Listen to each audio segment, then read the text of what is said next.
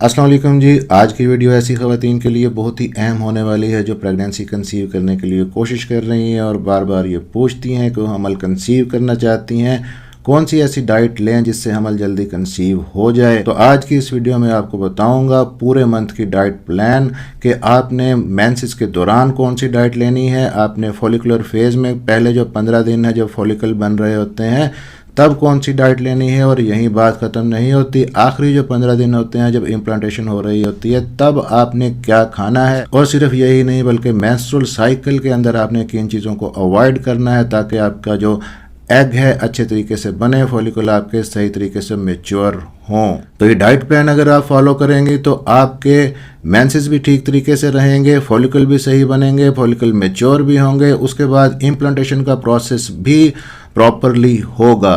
अगर आप pregnancy conceive करना चाहती हैं तो इस वीडियो को एंड तक देखिएगा। मेरा नाम है डॉक्टर ताहिर, चैनल है आपके लिए डॉक्टर हेल्पिंग हेल्थ, सब्सक्राइब ज़रूर कर लीजिएगा। तो एक भी पॉइंट मिस ना कीजिएगा। वीडियो शुरू करने से पहले आपको ये समझना ज़रूरी है कि ओवुलेशन क्या होता है। अगर आपकी एग की क्वालिटी अच्छी होगी और ओवुलेशन सही हो रहा है तो माहवारी के तकरीबन 15वें दिन से 17वें दिन के दरमियान अंडा रिलीज़ होता है, 14वें दिन बाज़ ख़वातीन को, और यही वो वक्त होता है जब प्रेगनेंसी के चांसेस सबसे ज़्यादा होते हैं ख़वातीन में। इस टाइम पे हस्बैंड वाइफ मिलें तो जल्दी हमल कंसीव होता है। जब ओवुलेशन होती है तो मैच्योर फॉलिकल में से एक एग निकल के फिलोपियन ट्यूब में आ जाता है और ये अंडा सिर्फ 24 घंटे तक ज़िंदा रहता है।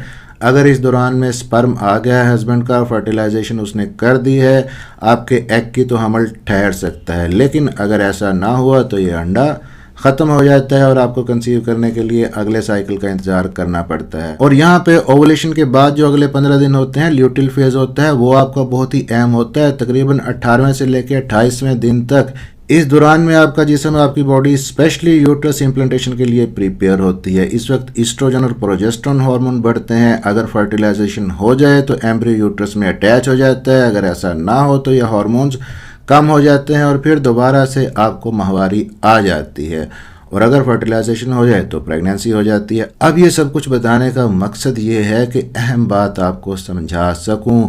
आपको अपने पूरे साइकिल में एक जैसी डाइट नहीं रखनी। कौन कौन सी ग़िज़ाएँ खानी है, सबसे पहले मेंस्ट्रुअल फेज़ की बात कर लेते हैं। जब आपको पीरियड्स हो रहे होते हैं इस दौरान आपको हल्की और सेहतमंद चीज़ें लेनी चाहिए, हल्की फुल्की। स्मूदीज़ आप ले सकती हैं, ग्रीन टी आप ले सकती हैं, हर्बल टी आप ले सकती हैं, आप जिंजर टी अदरक की चाय बना के इस्तेमाल कर सकती हैं। ये आपके क्रैम्प्स को कम करती हैं चीज़ें, जिस्म को आराम मिलता है।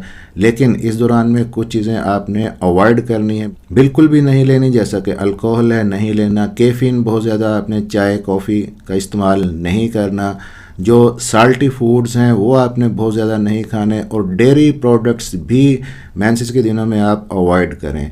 ये सब चीज़ें जिस्म में सोजिश बढ़ा सकती हैं और तकलीफ़ पैदा कर सकती हैं। अब आती है जी अगली फेज़ जिसे हम फॉलिकुलर फेज़ कहते हैं, यानी पीरियड के बाद वाला टाइम, जब आपके पीरियड्स ख़त्म हो गए। इसमें आपका जिस्म अब तैयार हो रहा है ओवुलेशन के लिए। इस वक्त आपको ऐसी चीज़ें खाने की ज़रूरत है जो आपके अंडे को मजबूत करें और हेल्दी बनाएं।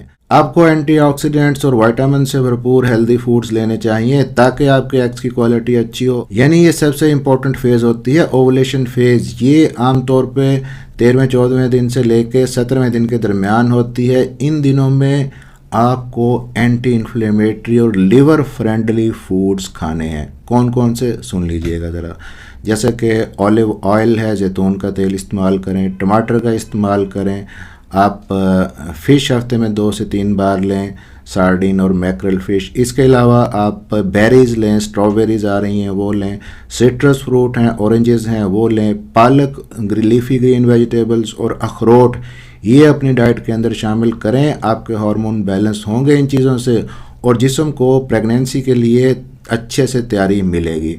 अगर आप कोई स्मूदी या ड्रिंक ले रही हैं तो वो भी इन दिनों में जारी रख सकती हैं, हेल्दी स्मूदी कोई।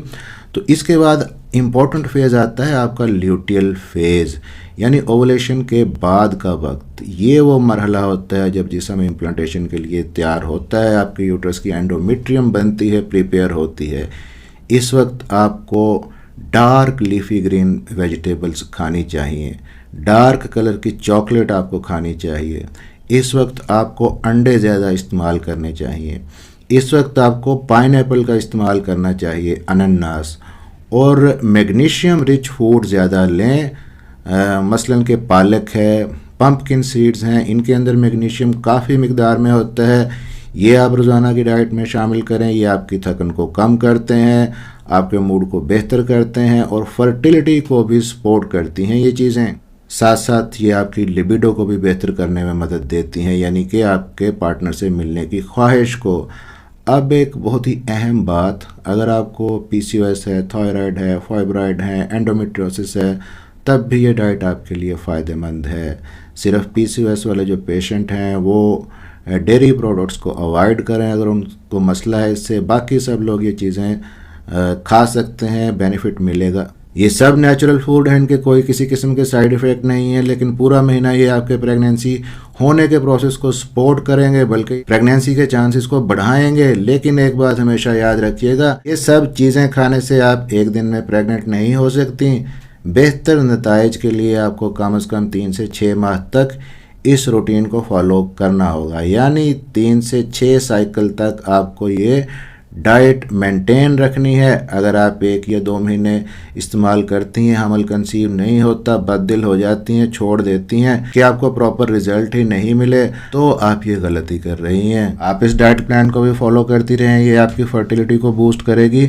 साथ में आप अपने ओवुलेशन डेज को भी जहन के अंदर रखें। अगर आपका फर्टाइल पीरियड स्किप हो जाता है, उन दिनों में आप हस्बैंड वाइफ रिलेशनशिप आपस में नहीं बना सकते, तब डाइट जितनी मर्जी अच्छी लेती रहें, हमल कंसीव नहीं होगा, क्योंकि जब स्पर्म ही नहीं आएगा तब अंडा आपका फर्टिलाइज कैसे होगा। और बेस्ट पीरियड खवातीन में जिनका साइकिल रेगुलर है 28 से लेकर 30 दिन का, मिड के जो 10 डेज होते हैं उनमें एक दिन छोड़ के एक दिन इंटरकोर्स करें, सिर्फ 14वें 15वें दिन पे ही फोकस ना करें।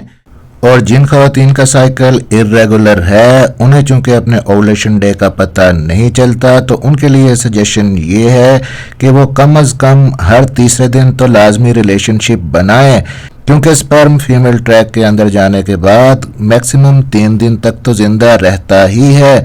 इसलिए हर तीसरे दिन रिलेशनशिप बनाने से उनका ओवुलेशन डे भी स्किप नहीं होगा और प्रेगनेंसी कंसीव करने में भी आसानी रहेगी। हो सके तो रेगुलर रिलेशनशिप के अंदर रहें, ये चीज़ आपके हमल ठहरने के चांसेस को बढ़ाएगी।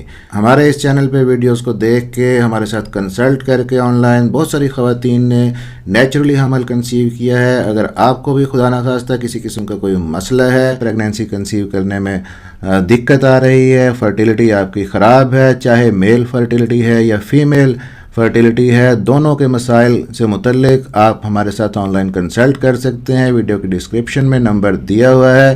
मेरा नाम है डॉक्टर ताहिर, चैनल है आपके लिए डॉक्टर हेल्पिंग हेल्थ, तो चैनल को सब्सक्राइब ज़रूर कर लीजिएगा। मिलते हैं इसी तरह की अगली किसी इन्फॉर्मेटिव वीडियो के अंदर। अपना ख्याल रखिएगा, दुआओं में याद रखिएगा जी। अल्लाह हाफिज़।